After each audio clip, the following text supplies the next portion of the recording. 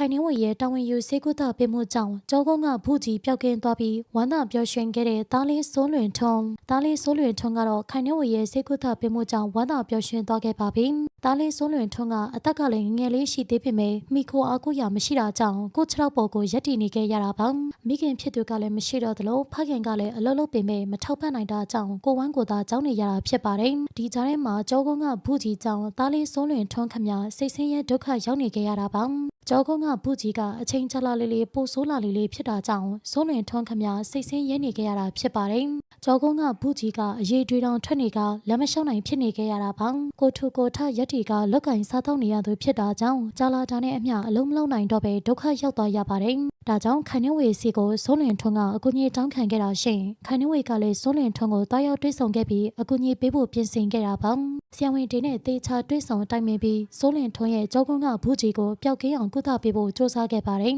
ခိုင်နှင်းဝေရဲ့စေတနာထားကုသပေးဖို့စ조사မှုတွေကြောင့်တားလင်းစိုးလွင်ထွန်းရဲ့ကြောကုန်းကဘူးကြီးကလုံးဝကိုတတ်တာပျောက်ကင်းသွားခဲ့တာပါ